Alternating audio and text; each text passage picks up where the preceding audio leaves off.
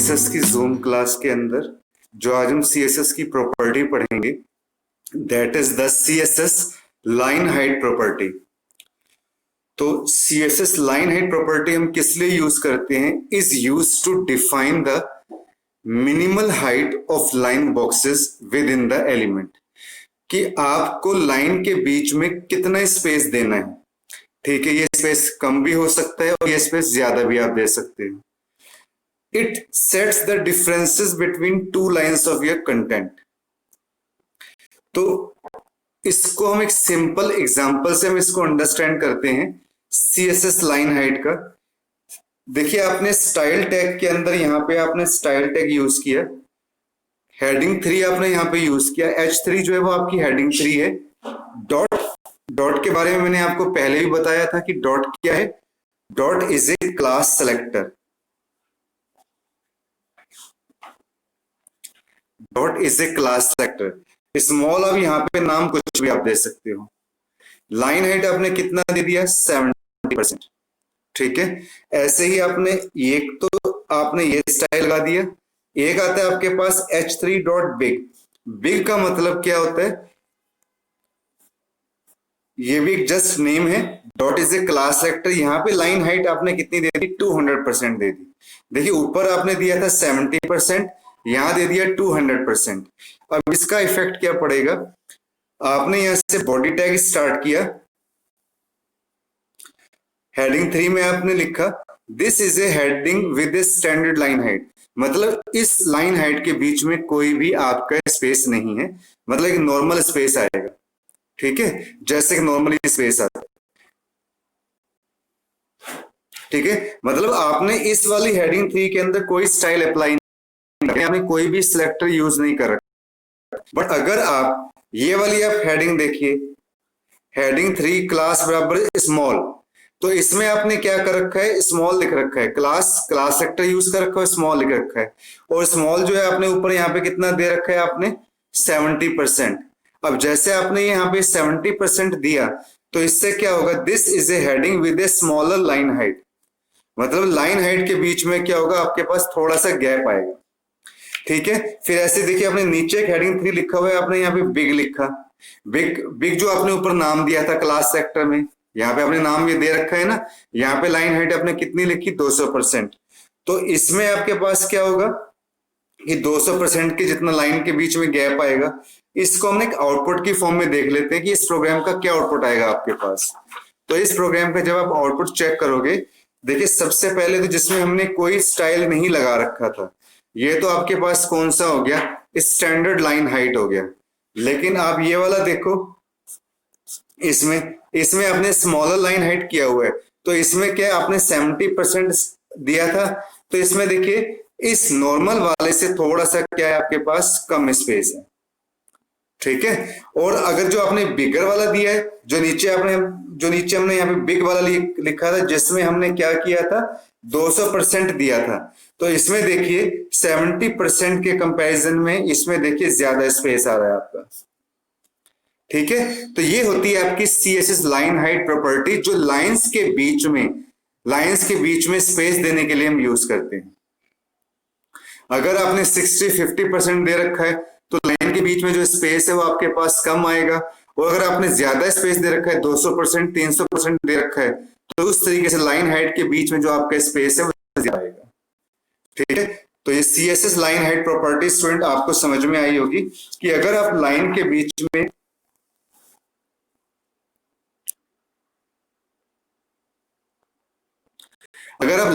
बीच में स्पेस देना चाहते हो, कि कम स्पेस देना है आपने या ज्यादा स्पेस देना है, तो ये लाइन हाइट हम प्रॉपर्टी यूज करते हैं। ये वाली प्रॉपर्टी स्टूडेंट्स मैंने आपको क्लास के अंदर ऑलरेडी मैंने आपको करवा भी रखी है। सिंपल सा ये है, मैं आपको ये प्रोग्राम दिखा देता हूं और आप इस प्रोग्राम को आप बना के देखोगे। मैं शाम तक ये आपको गूगल क्लासरूम ऐप के ऊपर मैं आपको ये वाला मटेरियल डाल भी दूंगा, तो आप इसको नोटपैड के ऊपर आप ट्राई करके देख सकते हो। तो ये लाइन हाइट का प्रोग्राम है कि हम लाइन हाइट कैसे यूज करते हैं। अगर आप 70% दोगे तो लाइन के बीच में स्पेस 70% जितना आएगा। अगर आप 200% दोगे तो उससे ज्यादा स्पेस आएगा लाइन के बीच में। ठीक है, तो ये सबसे सिंपल सी प्रॉपर्टी है लाइन हाइट। अब ऐसी एक सीएसएस की प्रॉपर्टी हम और डिस्कस करेंगे। ये प्रॉपर्टी कौन सी, ये भी मैंने आपको क्लास के अंदर बताई हुई है, CSS ओवरफ्लो प्रॉपर्टी। तो ये ओवरफ्लो प्रॉपर्टी हम किस लिए यूज करते हैं? The CSS overflow property specifies, ये जो थोड़ा बहुत आपको यहाँ पे नहीं भी नजर आ रहा है ना प्रिंटिंग की वजह से, तो ये जो शाम को मैं नोट्स डालूंगा वहां पे नजर आ जाएगा। ये स्पेसिफाइज है, specifies how to handle the content when it overflow its block level container। तो देखो इस प्रोग्राम को भी ओके मतलब समझ में आ रहा है ना दीक्षा? ओके, ये उसमें आपको क्या कहते हैं, शाम को मटेरियल में मिल जाएगा।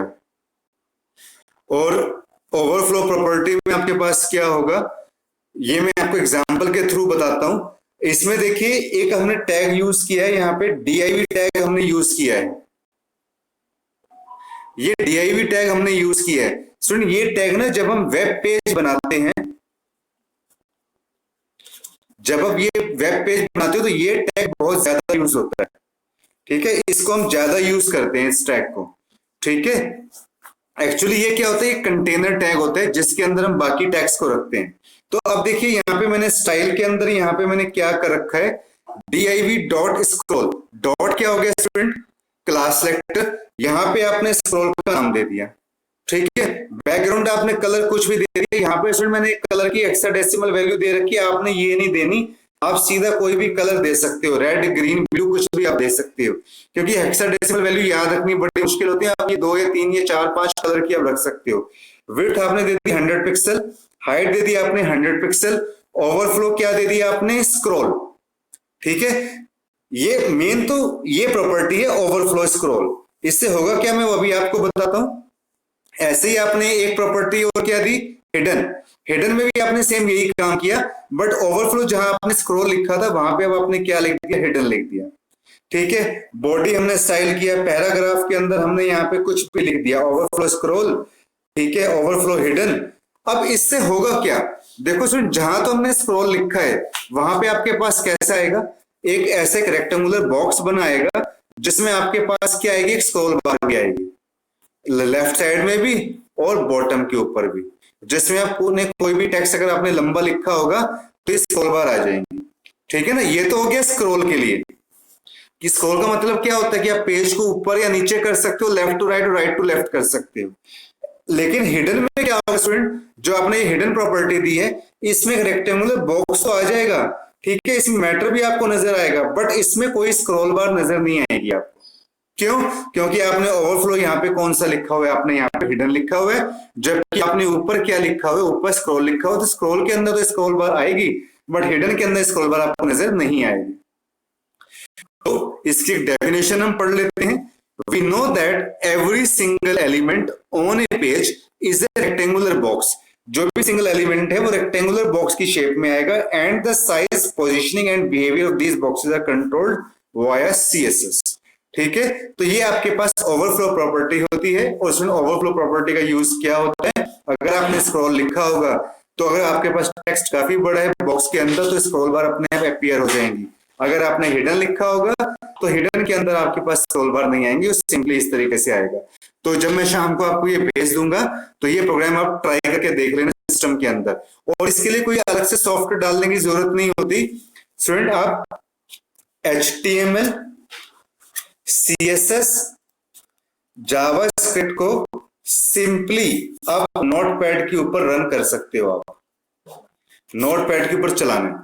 बस ध्यान ये रखना कि जब भी आप कोई फाइल बनाओगे तो उसको .htm से सेव करना है आपने, या .html से, बट मेनली आप .html से आप इसको क्या करोगे, आप सेव करोगे। और कहां सेव कर लेना इसको, आप डेस्कटॉप के ऊपर सेव कर लेना, ठीक है, और इसको आप रन करवा के देख सकते हो इंटरनेट एक्सप्लोरर के ऊपर, ठीक है। तो ये हमने आज जो प्रॉपर्टी पढ़ी, CSS की लाइन हाइट प्रॉपर्टी पढ़ी, ओवरफ्लो प्रॉपर्टी पढ़ी। इससे पहले हम CSS के अंदर मार्जिन प्रॉपर्टी पढ़ चुके हैं, पैडिंग प्रॉपर्टी हम पढ़ चुके हैं, फॉन्ट प्रॉपर्टी हम पढ़ चुके हैं, फ्लोट प्रॉपर्टी हम पढ़ चुके हैं, बैकग्राउंड जो मैंने आपको प्रॉपर्टी बताई थी वो भी हम इसके अंदर पढ़ चुके हैं, ठीक है। अब जो प्रॉपर्टी आपकी एक आध कोई प्रॉपर्टी रह गई होगी तो वो कल के लेक्चर के अंदर हम इसमें डिस्कस करेंगे। एक सभी स्टूडेंट्स से ये रिक्वेस्ट है कि आप प्लीज अपनी फीस, जो आपकी मंथली फीस अगर आपकी जो ड्यू है ना मार्च के बाद से, या मार्च से पहले जितनी भी आपकी फीस है, मार्च से लेके अब तक, मार्च टू जुलाई, वो फीस जितनी भी आपकी फीस इस मंथ की ड्यू है ना स्टूडेंट्स, वो आप प्लीज जमा करवा दें। आप सेंटर में भी आके आप जमा करवा सकते हैं, नहीं तो हमने व्हाट्सएप ग्रुप के ऊपर एक अकाउंट नंबर हमने डाला हुआ है स्टूडेंट, आप सबसे ये रिक्वेस्ट है कि आप अपनी फीस इस अकाउंट नंबर के अंदर डिपॉजिट करवा दें। और वो इसलिए जरूरी है ताकि ये कोर्स जो है, आपकी जो ड्यूरेशन है कोर्स की काउंट हो रही है और ये साथ साथ चल रही है। अगर आप फीस टाइम के ऊपर जमा कराओगे तो आपका जो एग्जाम का प्रोसेस है वो भी टाइम के ऊपर कवर हो जाएगा। अदरवाइज देखो जैसे ये प्रॉब्लम आ गई, अब जिन स्टूडेंट्स ने, देखो मैं पहले भी आपको ये बार बार कहता था कि आप अपनी फीस रेगुलर आप जमा कराओ, जिन स्टूडेंट्स ने टाइम से फीस जमा नहीं करवाई, देखिए अब उनके एग्जाम के ऊपर कितना उनका एग्जाम लेट हो जाएगा। अगर वही स्टूडेंट्स पहले फीस जमा करवा देते तो उनका एग्जाम भी जो है फरवरी तक टाइम से हो जाता, उनका अब तक सर्टिफिकेट भी आ जाता।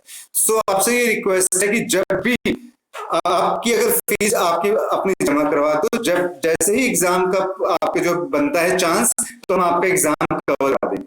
अब आपने इसमें लेट नहीं करना, नहीं तो फिर आपकी प्रॉब्लम जो है दिक्कत हो जाएगी। अगर आपको आगे सर्टिफिकेट की जरूरत पड़ेगी जॉब के रिगार्डिंग तो आपको मुश्किल होगी। ठीक है, तो आई होप कि आप मेरी बात समझ गए होंगे। प्लीज आप फीस अकाउंट नंबर के थ्रू, और आप अगर सेंटर में आ सकते हो सेंटर में आके भी अपनी फीस आप जमा करवा दीजिए। और आप सबसे मुझे रिक्वेस्ट है कि जो असाइनमेंट्स मैंने आपको गूगल क्लासरूम ऐप के ऊपर स्टार्टिंग से लेके जितनी भी अब तक दी हुई है, जितनी भी आप भेज सकते हो, ठीक है, जो असाइनमेंट है जिस पर शेड्यूल नहीं लगा हुआ, और जितनी भी आपको इजीनेस है वो असाइनमेंट्स मुझे आप भेज दो अपनी। ठीक है, क्योंकि जो आपके मार्क्स लगेंगे वो इन्हीं असाइनमेंट्स के बेस के ऊपर लगेंगे। और आप अपनी तैयारी को अप टू डेट रखिए। तो 3 काम आपने करने के, तो आप अपनी असाइनमेंट भेजिए, और एक आप अपनी फीस भी जितनी आप सबकी ड्यू है वो आप जमा करवा दीजिए, और क्या कहते हैं, आप अपनी तैयारी को अप टू डेट रखिए। Okay students, thank you.